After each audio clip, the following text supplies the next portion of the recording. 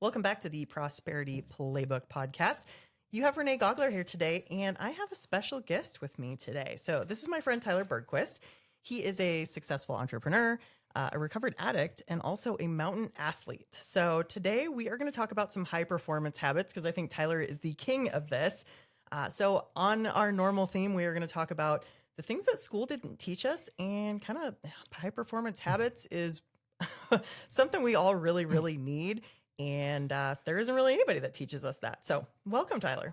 Well, yeah, man, thanks for having me on. Just a pleasure. It's, I get to kind of see a front row seat to how you embody the things that you teach on the podcast with other people in the Valley and other business owners. And yeah, it's the same type of energy that I like to put out. So I'm stoked to be here. So awesome. Yeah. All right. Well, let's kind of jump right in. So let's just talk about that phrase, high performance. What does that actually mean for you? Because it might not be what everybody's thinking. It's basically, I think about it as like above average. It comes to mind. Okay. For me, truly though, I think about like you choose to take non-productive time in your life and you make it productive. Okay. What's kind of an example of that? Are we talking about energy, about our daily tasks, what we're putting out into the world, all of the above? Yeah, totally. It's everything. I think that if you're, trying to build a business or, basically have a higher level objective athletically, like you're running a marathon or something like that, you're choosing to do more, right? You're choosing, and then it's like, okay, I'm going to assemble some habits over a period of time that are going to allow me to accomplish a larger goal set. Okay. So, yeah. And you told me that you kind of learned some of this from some of your mountain expeditions that you were going to do. You'd have a specific thing you were training for and you'd build habits around that. Tell me a little bit more about that. So, yeah, I think when I was, climbing, I would kind of I would be like, okay, I have like a summer season, and I was in the mountains. So I would have a summer season where it was like, I would, work 50 hours a week and I'd get up and do a route or two in the mountains on the weekend. And then I would take the winter, and 4 or 5, sometimes 7 months, and I would just climb. And so I would basically put out a set of objectives of here's, you're going to climb a certain amount of volume here. Okay. You're going to have a certain base of hiking here, right? And then I would take that, I would map that. And then when I had, 5, 6 days a week that I was climbing, I would take 6 months of, training specifically, climbing specific routes that have, specific moves. So I'm, repetition habits of certain movements that you're going to encounter. And then I would look and I'd be like, okay, cool. Like I climb here right now at a level of, say 6, and this is a 9 for me. So it's like, being able to map it out that way. And 6 months later, I'm like, okay, I actually feel ready for this now. Okay. So it's a progression of doing harder things a little bit at a time. Mm-hmm. So let's take a step back. And there's probably people sitting out there that are like, what in the hell is a mountain athlete? So tell me exactly what that means. I think a mountain athlete is like trail running, mountain biking, rock climbing, skiing, snowboarding, so those types of things. Cool. And I think I've just done enough of them. It's just easier to say mountain athlete because I think I've done a high volume of trail running in the mountains. I've done a high volume of like splitboard mountaineering and snowboarding, and a very, very high volume of climbing. So, very cool. Yeah. So let's go back and start talking about some of those habits. So a lot of people talk about a morning routine. Are you a morning routine fan guy, or do you think that's kind of overrated? Or what does your routine look like when you're building these habits?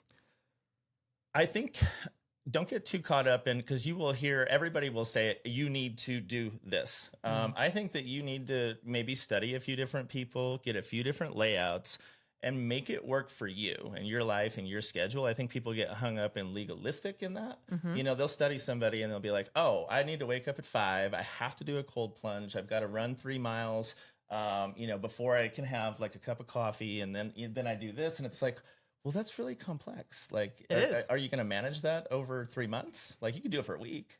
Right. And what happens when something hits you in the face that day, or, your hot water heater blows up, or your kid's up sick, or things like that. So I think sometimes those morning routines can be great for people, but I think you also, sometimes they teach you have to stay in this perfect rhythm or the day blows up. And so you can't rely on that because there are going to be days where things are just blowing up and you still have to be consistent, right? Yep.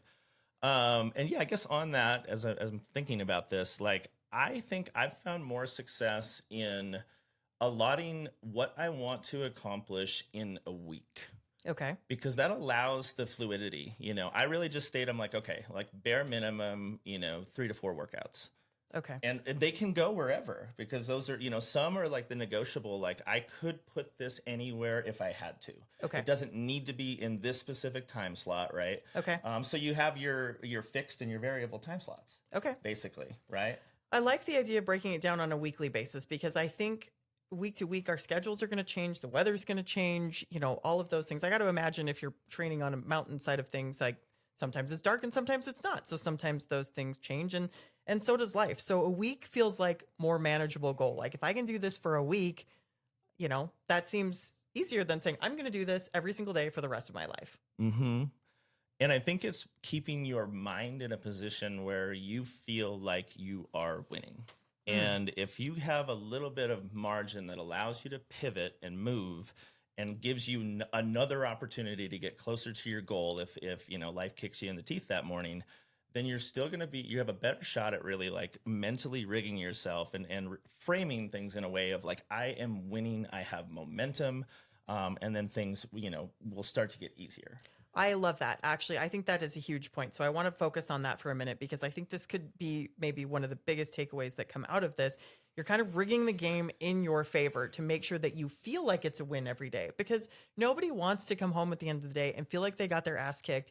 And then like the next day, you don't want to get up and do it again. So if at the end of each day, you feel like you have wins, or some sort of success, then you're excited to get up and do that again the next day. Is that kind of what your vibe is? Absolutely. Yeah, absolutely. Because the other side of high performance habits, like if you even desire that, I think you will also be the type that is hard on yourself. Absolutely. Most time producers are. So, our own worst critic. Yes. So I think that, again, it kind of just helps that. So do you have an end of the day wrap up as part of your routine of where you're like, these are the 3 things I accomplished, or like you beat your hands on your chest and like, I'm Tarzan and I crushed this mountain today, or what does that look like? That's something I'm working on building out better, I would say, is that reflection component, that wind down component. Sometimes I'll be honest, I mean, I'm just going, bell to bell, and I'm literally, doing a bid at like 11:59 and then shutting my eyes and waking up at 6 to get a little workout in to start the day, so. That makes total sense. And I think what you said is building. And I think there's never like, I'm done with building this habit, right? Like this is our constant process throughout our life where we're always refining our habits. We're changing what we're chasing, maybe. So let's go back and talk a little bit more because you are an entrepreneur. I know you run a couple of businesses, and between that and all of the other things that you're doing, like it's a lot. And honestly, it's something that I struggle with on a daily basis is how do I juggle all the things? How do I be my most productive self while also not running myself completely ragged, making sure I've got self-care, making sure I take care of the people in my life, making sure my business isn't, is running top notch. Like what are the habits that you think are important around that? Yeah. So I think, again, it's a concerted choice that I want to do more than most. And so that's one. So then you're like, okay, so then I need my habits to basically take over that discipline willpower thing. That's so finite, right? That if you're not dialed in habit wise, you're taking a lot of like emotional energy as well. It could be physical, but mostly emotional in the wrong direction. I think that's super important because I think willpower is kind of bullshit because like how often do you really get up in the morning and you're like, yeah, I can't wait to go do that cold plunge or whatever it is. Like, I just think that's not realistic for you to wake up every day and you want to do the hard things. I mean, yes, some people do, but for the most part, I think you're right. I think it's habits. I think it's having a bigger why around why you're doing that.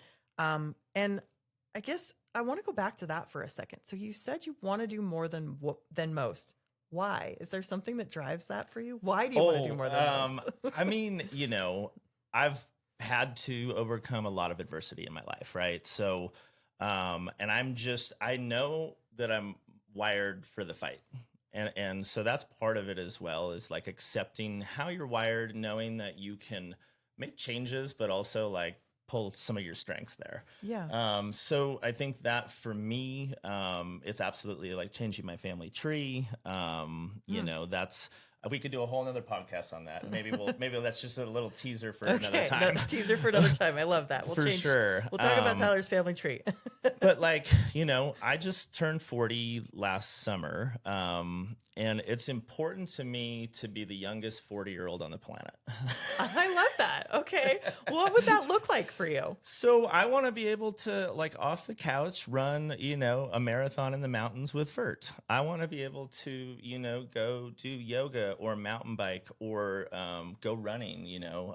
I parent my nephew, right? So like being able to outwork him and get him tired to where it's not the other way around. 'Cause you see that parents in their 40s, they can't keep up with the kids. And I'm like, no, I want to be super active. And I think that I am wired a little bit more high energy. So it's just utilizing that to make an impact. I think impact, although all, you know, like material things are cool. Like, I think it comes down to family stuff, you know, building a life that you're proud of yourself. You're earning your happiness by your habits and how you're, you know, if you set out a structure of, you know, taking care of physical, spiritual, you know, mental health via your habits, like that's where it's at. And that's got to be the biggest motivator, I think, because it's more emotional.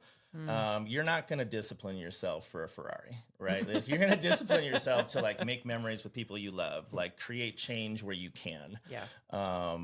And I think habits allow you to stay in the controllables if you have big goals and dreams.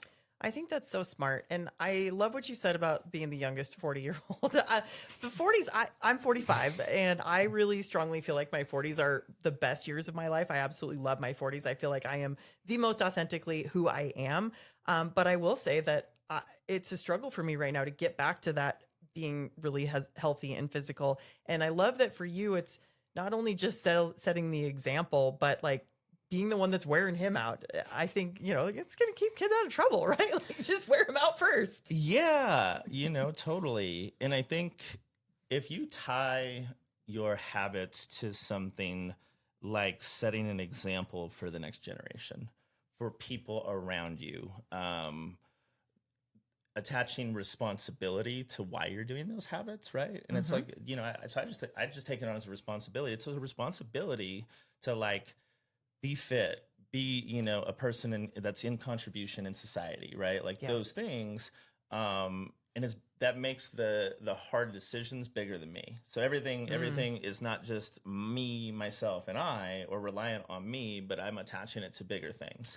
I love that. I am a big believer that doing hard things every day is what does level us up to the next space. And that's where all the good things happen. I think everything worth doing is hard. So if you can think about that and attach your why or your goals to what that hard thing is, it helps you stay focused on it and you're more likely to do said hard things. So you talked about controllables. I think focusing on what you can control is one of the most important lessons any of us can learn at any age. So talk to me more about that. Like, what are the things in your life that come at you that you're like, I can't control, and how do you just push those out of the way and focus on what you can control? Yeah, it's when you just realize there's, you know, it's a multitude of things and everybody has their version of it. It's family dynamics. If you have a business, you know, it could be something that went wrong or whatever that is. Yeah. You know, your kid could get sick or there's so many things that could come at you. Actually, ask me that again. I lost my train of thought. That's okay. Yeah. I was talking about focusing on your controllables and what are the things, like if something comes at you that you're like, this isn't in my control. How do I get beyond that and just focus on the things I can control? Yes. Okay. So wiring in what is really priority and what deserves my attention right now. Okay. I only have so much attention. I know that what deserves my attention right now. And, you know, I mean, I think of a visual of like literally, I mean, you know, it's just my story over the last handful of years. It's like, literally, it's the visual for me is like, I'm literally like leaving a burning building and I'm shutting the door and I'm like, hi, how are you? You know, like, Okay. Because I have to be. Yeah. I put myself in a position where it's like, if I don't compartmentalize, Yep. then I am failing on commitments and responsibilities that I have. So then it's like, okay, again, I think I bring it into responsibility of like, I need to figure out how to compartmentalize. And I just ask myself that question: can I legitimately do anything about this right now? Mm-hmm. Right. And then it's just like, if the answer is no, it's like, well, some people might consider that insincere, but it doesn't deserve my attention, and I'm not putting it there. And I don't care if there's other opinions around me in your life of people that think that you made the wrong call. I love that. I think you have to own what your own decisions are. And I think I like the idea of the analogy of closing the door on the burning building. And I do feel like that resonated in my daily life, because the mortgage business can be a dumpster fire sometimes. Yeah. And you'll be dealing with something crazy, and then all of a sudden I've got a client call that's coming up, and you've got to be there for them. But I will say, a lot of times, if I can just go into that client call and really be totally present and with those people, I will come out of it much happier, and it puts me in a better space to go back and deal with the dumpster fire. Yes. And doing it enough that you're going to be better if you are able to switch, pull off of it for a minute, and you can typically come back and there's some compartment of your brain that has sort of worked its way around whatever that is. So you're reapproaching it without the emotion as part of it. I like that. Yeah.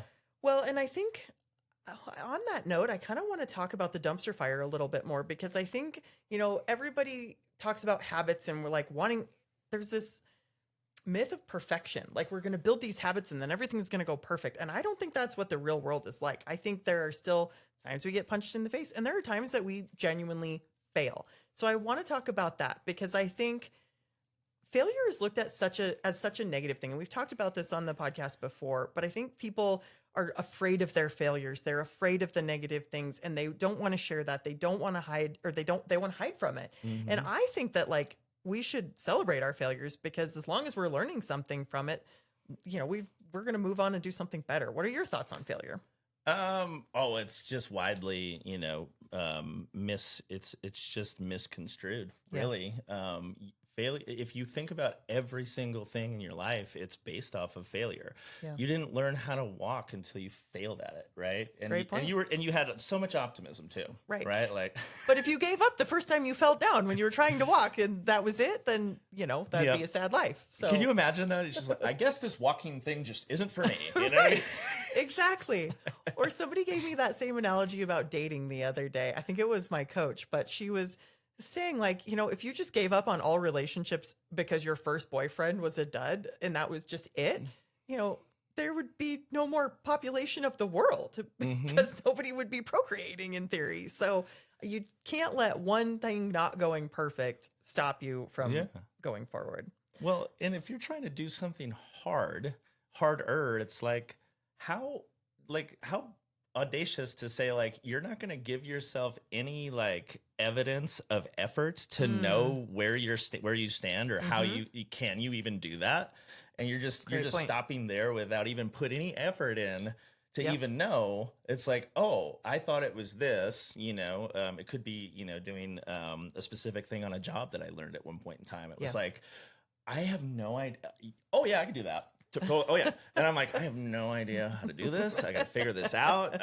And sometimes it worked, and sometimes it was well, that was a pseudo expensive learning experience, It's and we're back to the drawing board. But if you never risk, or if you never fail, you also never win. Right. And you wouldn't appreciate the win. And if everything was super easy and everybody could do it, there would be no satisfaction in winning or doing the hard things. The hard things wouldn't be hard things, and we wouldn't appreciate them. So I think gratitude is a big piece of that. And I know you really believe in that. One of the things that really resonates for me right now, when I do get stuck in some of my problems, man, I'm so busy, I don't even know what to do with myself. Man, I've got this issue on my team. Well, 10 years ago, Renee would love to have as much business as I have right now. And she would love to have had a team, because she didn't have one. So tell me your thoughts on gratitude. Very, oh my gosh, that's very, very real for me. Because the other side of it is, if you don't focus on gratitude, and sometimes even focus and sort of force it, then as a high performer, the opposite side of that gene, if you're not policing it, is like, I'm not doing enough, I'm not good enough, I'm not far enough, I didn't accomplish enough. And you stop looking at like what you did, and then in reference to like who you've built yourself into over the last handful of years versus like, oh my gosh, like what I just did today, like 5 years ago, me would have curled up in a ball and cried, right? Yes. And some of the wins, it's incredible sometimes when you have momentum on something, the way that the wins come. Yep. And, so if I didn't have that, if I didn't have the failures, where it's like so many times of things not going right, that built me for being able to actually create, sustain, and capitalize off momentum. Yeah. And I think with high performers in general, or anybody that's in sales or entrepreneurship, you become like hero to zero every month. You're starting over again. Like this is currently the first of the month, and I had a great month last month, but now I'm starting from scratch again. And that can be a hard thing if you all of a sudden we're tying our worth to our paycheck or to our production or whatever that looks like. It can be hard when you have a lower month. It's something that gratitude becomes the answer. I think sometimes you have to celebrate those little tiny wins, even like that hard loan you got closed or that new thing that you learned when you were painting or whatever that looks like. And, even I try to talk to my teenage daughter about this quite a bit because when she's having a rough day, like find the things that you can be grateful for. Like on your drive to school, when you left the house in a bad mood, like look for the things on the way, like, wow, look at that sunrise, or wow, give somebody a genuine compliment and make them feel good, which makes you feel good. So I think gratitude is a very underrated habit. You have to stop the negative feedback loop. Yeah. And it's just for whatever reason, our brains are not wired, for bubble gum. They're wired like, wham, could be self-destructive. So yeah, it's stopping that pathway or that loop of negativity by you force up and out of that little thought that's kind of developing. And instead of having a story told that dictates kind of how you're directing the rest of your day, right, then you're able to like stop and, drop back into like, okay, where are we at? What are we doing? But I like, because so much of, I guess, being a high performer it's unknown, as you're talking about, right? Yeah. With you can have a great month, and then it's like, what happened? Like, do I smell bad? What's going down? Like, Right. nothing's happening right now. So, to build out like identity, you have to focus on like, your identity is your values, your identity is your habits, and you're tying it to things that, direct you and, that you can control as well. Yeah. So that's huge. I think it is huge. So let's go back and talk some specifics about those habits. So we've kind of talked in an overall general view of it. We've definitely talked about gratitude being a habit, not being afraid of failure, like celebrating your wins. But what are some other like truly like what you would consider non-negotiable habits for somebody that wants to be a top performer? So if you want to be a top performer, the first thing that you need to really, really focus on is energy. So that's, are you, physically fit? Do you have a cardio based, do you have to go that far? No, but I think it's just going to make things a little easier, right? Like, Yeah. I like the, Dan Martell kind of talks about, exercise the body to tame the mind a little bit. Yes. I'm Right. a So huge Dan Martell fan. Totally. Yeah, he's great. So some of those, but, so you want to be able to, grab onto habits that create the right amount of energy for you to put where you need to put, where that needs to go, when it needs to go there. That makes sense. Right. Like your priority list, and you're like, okay, cool. Like I know for me, as an example, like if I can get a yoga session or a run in the morning, 45 minutes to an hour, I build my morning around that. That allows me to be fresher doing physical work that day a lot of times than you would think, right? You'd be like, oh, no, you should rest because you have a decently physical day, but I'm doing opposing force habits with my muscles, right? Yeah. Like, so that's one thing, but it also gives me a zest and an energy I'm picking my body up like metabolically, like naturally, as opposed to just like, waking up, slugging caffeine and going out the door.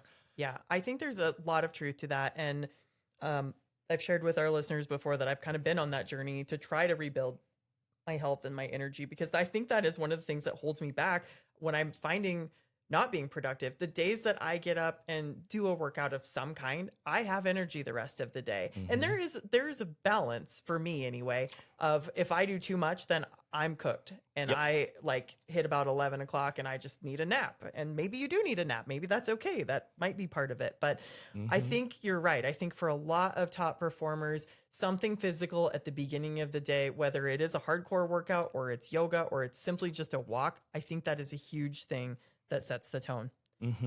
And Dan Martell. So I met Dan Martell once, and we were messaging back and forth after the conference that he spoke at. And I was telling him, like, man, I have these big goals and I find myself not building these habits that I need to, not doing the things that I need to do. And he was like, you have to put yourself in the shoes of when you've accomplished that goal. So like, if your goal is, I want to make $1 million in a year, then what does Renee, who earns $1 million a year, do? What does she do? And you have to put yourself in the position of what is that person, what do their daily habits look like?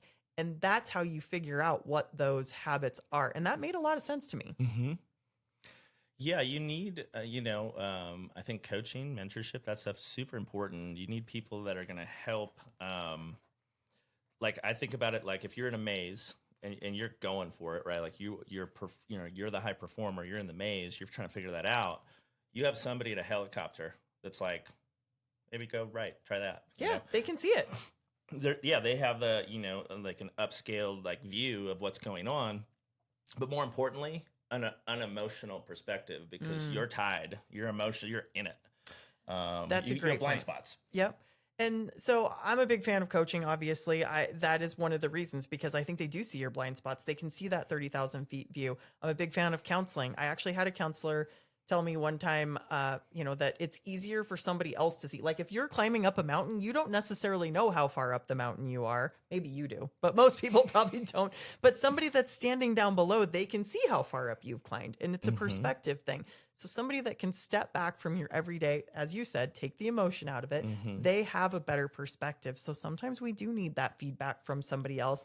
And then maybe it's simply accountability while we build our habits, because building a habit is a hard thing. So maybe having somebody holding you accountable to that in the beginning is 100. A good way to start. 100. Yeah, I think it can be twofold, but if you have somebody that like has the same energy as you do, and it's like, hey, and you can even be, it's like I do different things that you obviously or whatever, but you can basically just be like, hey, like, why don't we both commit to this thing, hold each other accountable to this thing? Because we both really agree that like doing this is going to help us in our other facets of our life.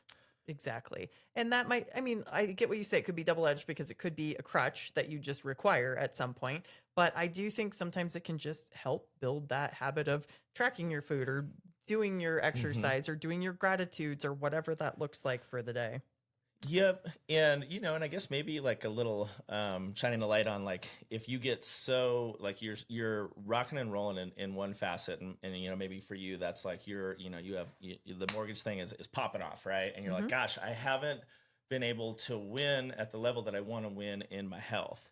The other component of that is maybe a little bit of self-talk, and maybe a little bit of like, okay, cool. Like, let's step back and logically look at this. Like, you can win in whatever you're putting your mind to. You have proven that over and over again in a multitude of things that you do.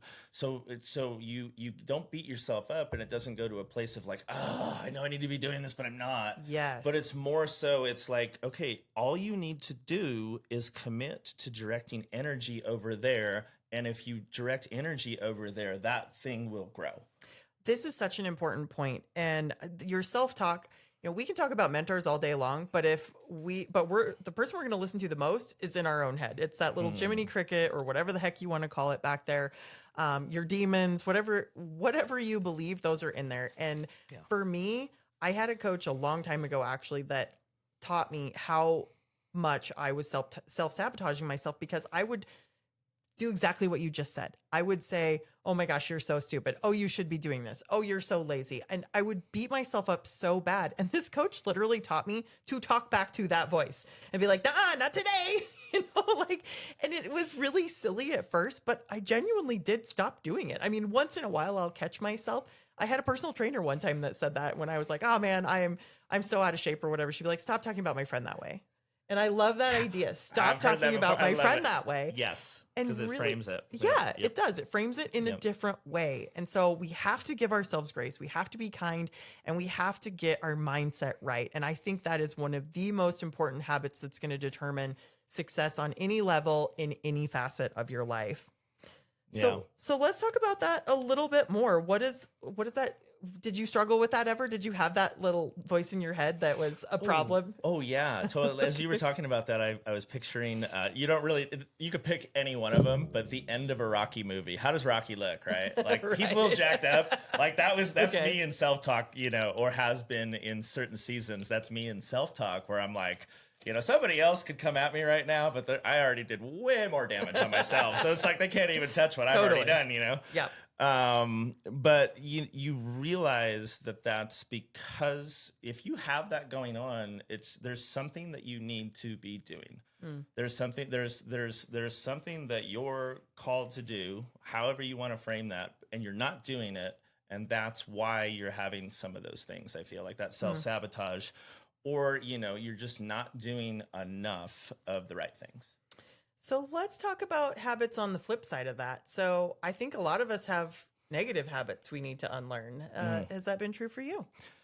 Oh yeah. I mean, I was a drug addict, so there's that. Well, that is the ultimate habit. That's the ultimate negative habit. And so, yeah, I mean, again, maybe there's a more, my story type of podcast down the line, but, with overcoming hard drugs, this is all hindsight. I had no idea in the moment. I was really high, right? Like so in the moment it was not good. But habit replacement, if you have a habit that's super negative, and in my case it was like, you're probably going to die if you keep doing this. Yikes. And so that habit was so bad, and I think why most people don't recover in anything, or sometimes just don't create meaningful change is because they don't create another habit that creates more pull for their brain mentally, so that they have something that they can put the angst and the negative energy and all of those,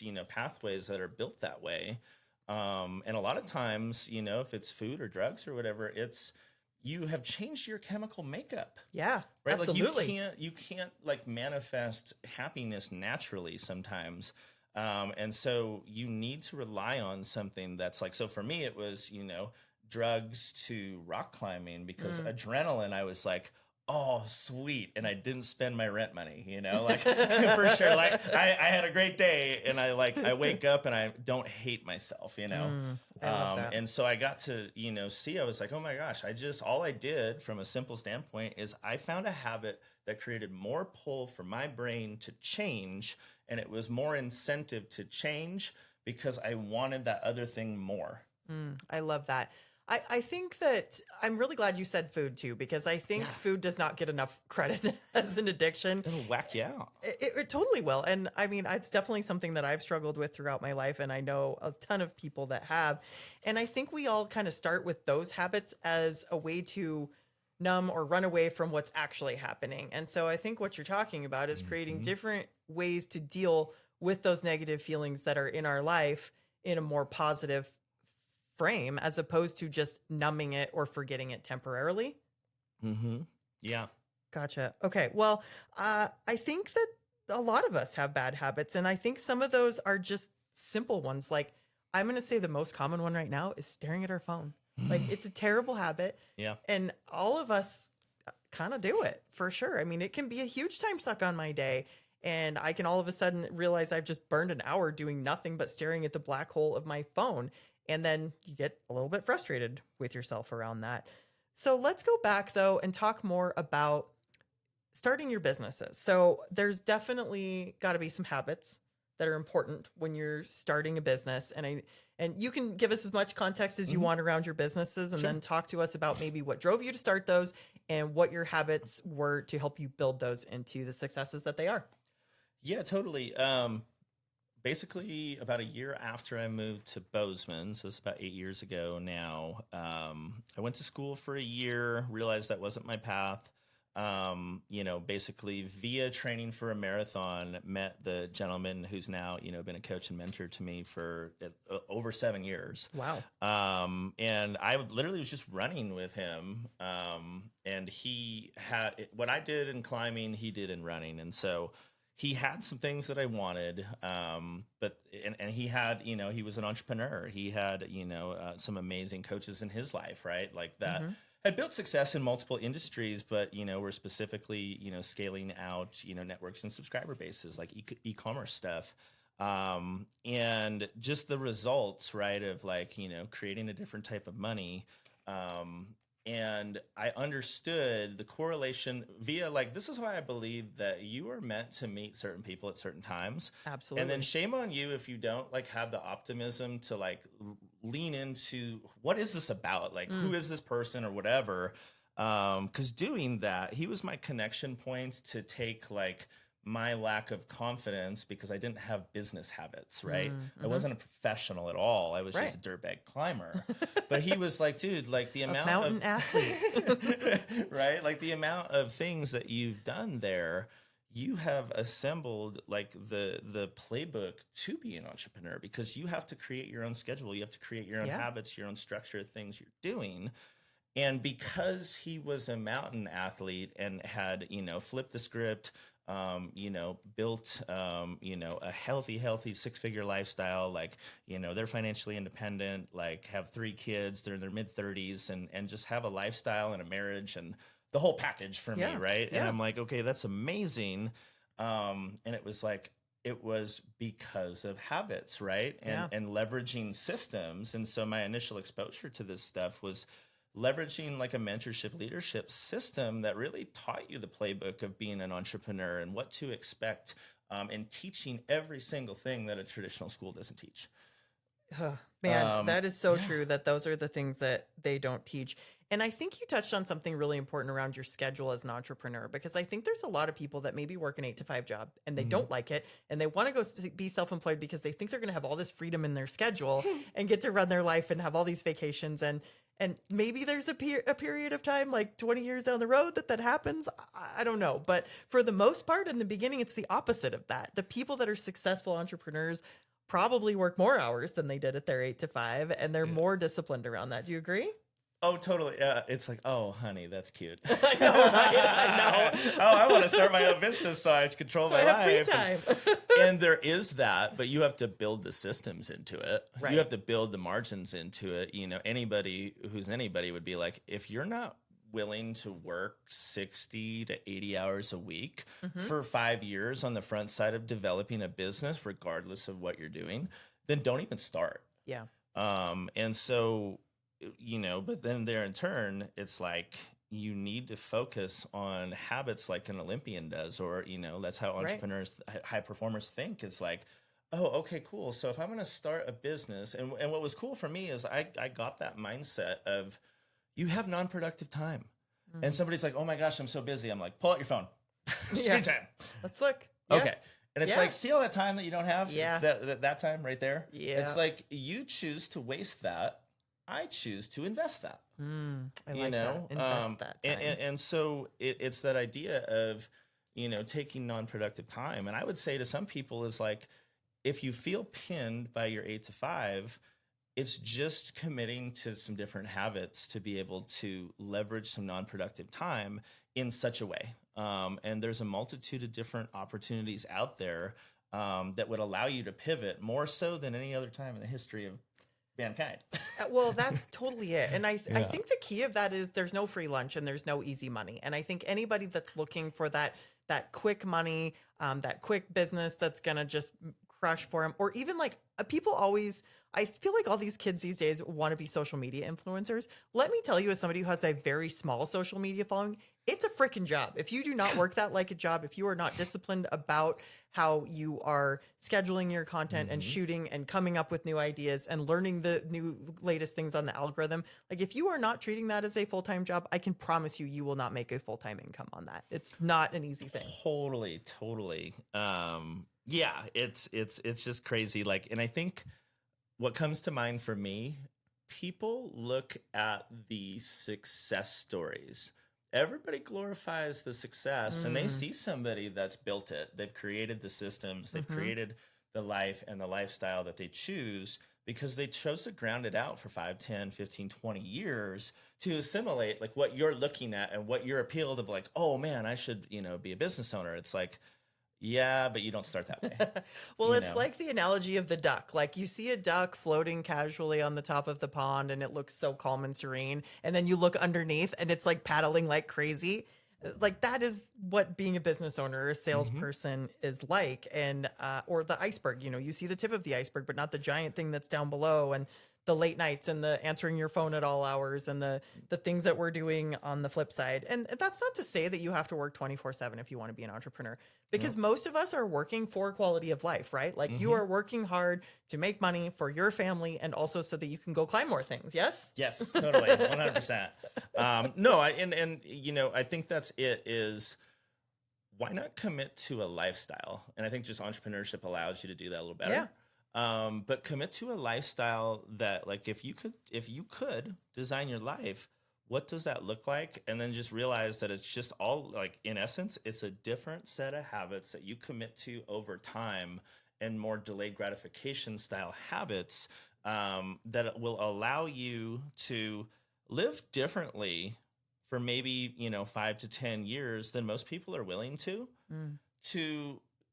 have a reward that everybody covets, but, most people won't like put the effort in for. That's exactly right. If you can figure out how to grind really hard for 5 years, you probably can get to a system where you have free time. I think my definition of success is being able to control my time, being able to, if I want to be able to go on vacation, I can, because I've got systems and processes in place. And the bills are still going to get paid and all of the things are going to happen. The clients are still going to get taken care of. That's what that means to me. Totally. And you can control that. Like if you want to do more, you can still do more. Absolutely. Yeah. How long do you think it takes to build a habit? I think like science says 23 days or something like that. Do you think that's right or? A little longer. I've heard 67. Oh, interesting. But honestly, 6, 7. Yeah. Somebody's Don't even do it. that. Don't even do it. Don't. We're not going there. Honestly, what has worked for me, and it relates to just kind of our calendar, quarterly, 90 days. Okay, 90 days. So that allows for maybe a little bit of margin if you're not perfect, but also like 90 days. And my mindset is like, okay, so say there's, you really evaluate, you dig into you mine things and you're like, okay, so I want to change this, this, and this, and this. And then you're like, okay, I'm going to track that. I'm going to track that over 90 days.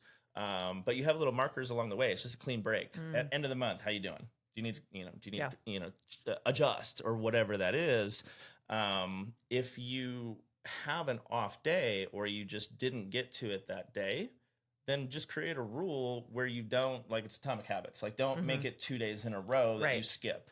But it allows for, it's just like keep the chain and the momentum. If you only skip a day in succession, then like you're good. Otherwise, you're probably lying to yourself if you're like, I'm going to give myself grace. But yeah. I love that. I actually just heard that on another podcast a couple weeks ago. And that's what they were saying is it's not, you can't beat yourself up for missing one day, but you just make it a non-negotiable that you never miss 2 days. You just figure out a way to get whatever the habit is in that day.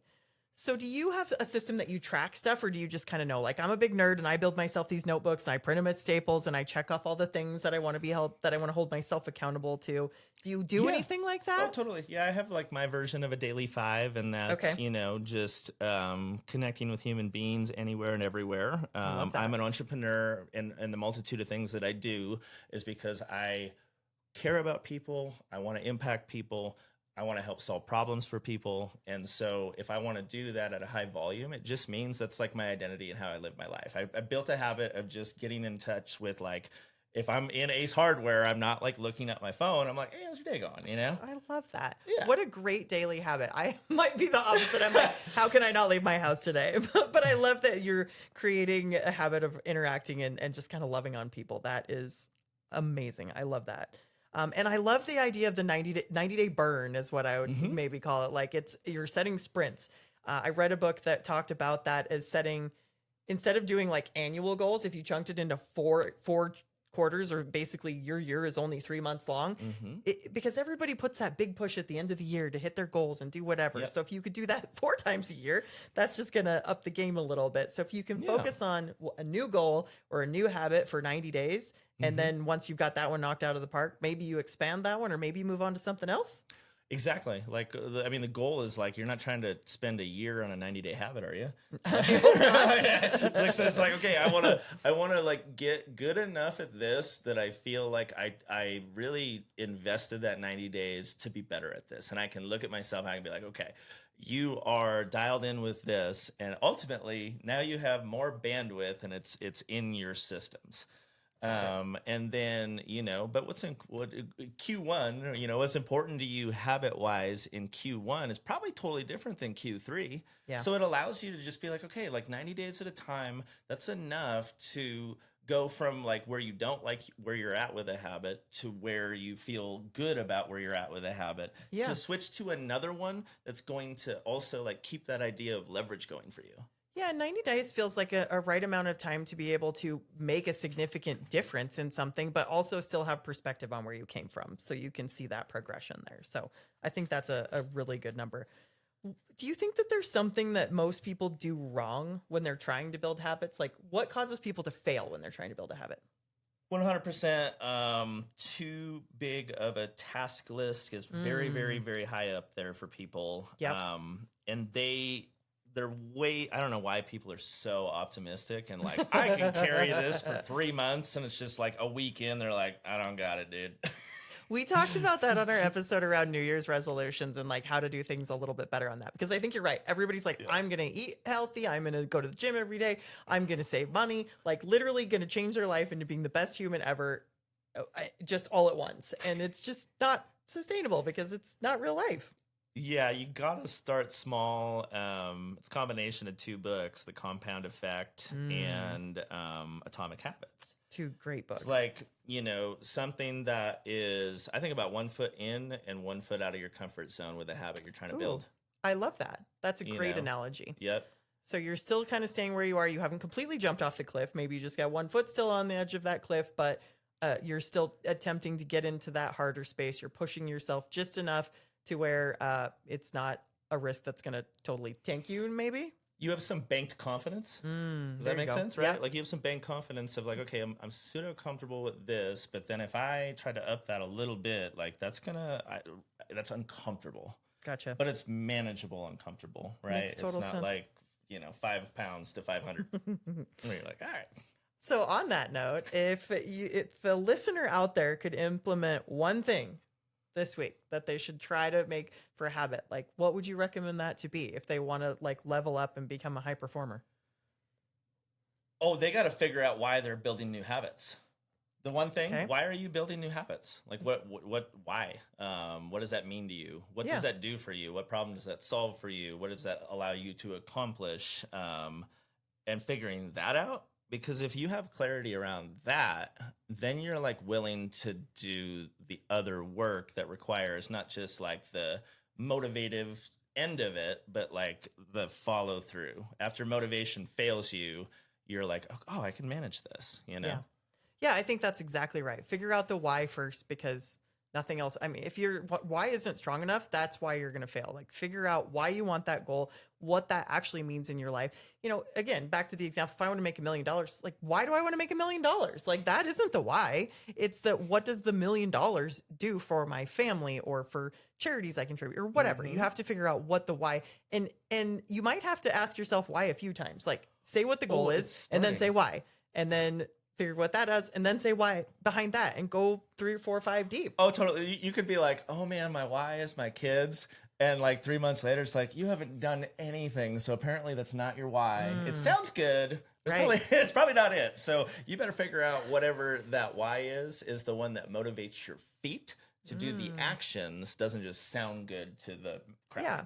Well, and I think that's a good point, because everybody says their kids in their family, but you have to go deeper than that. Like, what is that legacy that you want to leave for your family? Or is it, if you want to spend more time, why are you doing that? And we talked about earlier setting the examples for the younger generation, which I think is really important, because what we tell them to do is absolutely not what they're going to do. In fact, I have a teenage daughter, and I would say probably what I tell her that she should do is the opposite of what she's going to like just instinctually do. She's a great kid, but her body like physically fights back on that.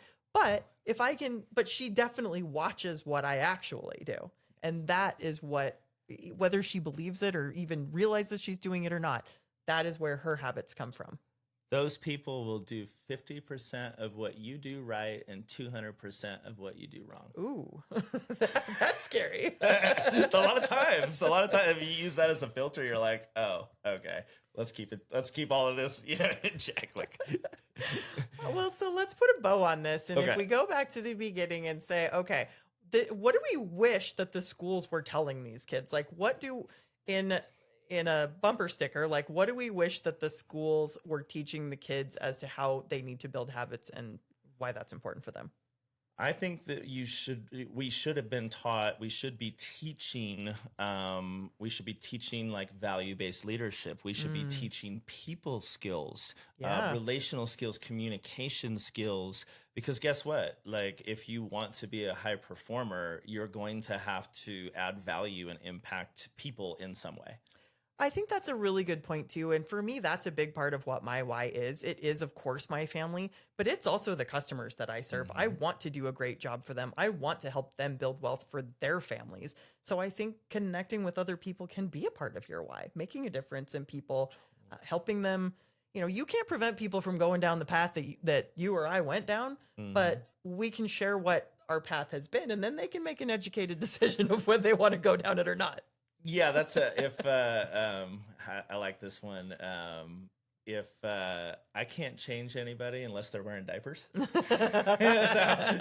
but you can influence somebody. Absolutely. And so, yeah, you just own that, I think. But yeah, like being taught people skills, leadership, just self-image type stuff, right? Like stuff that builds self-image. Yes. And it's because it's all intertwined. It is. Just like, I think it's criminal. Oh, and just the financial IQ. Like, why can you get like $200,000 worth of student loans and have like a horrible financial IQ and come out with all of this debt that you're like incarcerated with for decades? So like financial education. I think that's a huge one. I do see a little bit more. I mean, my daughter goes to Belgrade. She's learned a lot of that. I love to see that. But you're right. I mean, there are so many of those things in there. The people skills alone and the confidence. I think you touched on that a little bit. I think kids don't know where they find confidence from. I think confidence comes from coming through the hard things, failing at something and knowing you came out the other side. And I think, people that have been have failed at something or come through addiction or been in terrible childhood, whatever that is, sometimes people end up being those high producers because they went through that and they know they can survive it. And they know if they went through that, probably anything else that they have to do today that all of the rest of us think is hard is less hard than what they've already been through. Well, I operate a superpower, and I'm grateful for that. Honestly, hard earned, but yeah, I am grateful for that because it's like what somebody else considers a problem. I'm like, that's fantastic. Like, trade you. Yeah, exactly. Awesome. Well, this has been great. I want to wrap this up here, but I have a feeling that other listeners are going to want to connect with you. And he did do some teasers. I'm hoping we can talk him in down the road to telling us a little bit more of his story. But in the meantime, how can we connect with you online?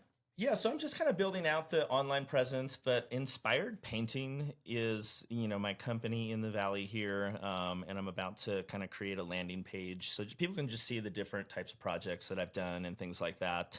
But like via those platforms, like honestly, if anybody had questions about, any snippet of what they've heard, and I'm actually excited in a different season to come back and maybe talk a little bit more about my story. Cause I also think it's a responsibility if you overcome, heavy duty things, like to be able to, teach that to people so that I they love can that. kind of know that they can do those things too. Yeah. But yeah, anybody's like free to reach out to me on there if they had questions on anything, but yeah, that's kind of it.